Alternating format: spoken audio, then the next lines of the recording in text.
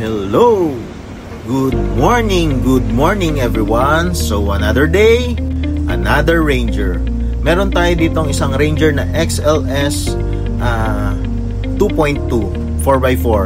So ang issue niya, naka powertrain, tapos yun daw clutch niya is lumulubog na rin pagka medyo tumatagal lang ginagamit. So ang possible na tinitingnan natin dito na possible na maging problema is yung clutch sleeve or yung tinatawag nila na secondary clutch. So ang gagawin natin dito, ibababa natin transmission and then i-check natin yung internal niya. Pero so far sabi ni customer is kapapalit lang nila ng clutch lining, pressure plate, tsaka nga yung clutch sleeve. Para lang mas makita natin at mas masigurado, kasi yun naman yung usual na nasisira talaga or bumibigay pagka lumulusot yung clutch, yung tinatawag nating clutch sleeve or yung secondary clutch.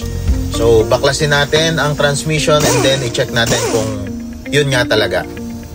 Kaya naman kami nag-camp up sa release bearing or sa secondary clutch, kasi ito talaga yung common issue. Almost 80% ito yung nagiging problema. So dun lang talaga yung malaking possibility na mapalitan para maayos yung issue nitong Ranger na to. So eto, nababa na natin yung transmission. Medyo mabigat lang kasi 4x4 ito. I-double check natin yung release bearing nya. Ayan. So upon checking, medyo parang meron siyang internal bleeding. Hindi siya masyadong visible yung bleed niya.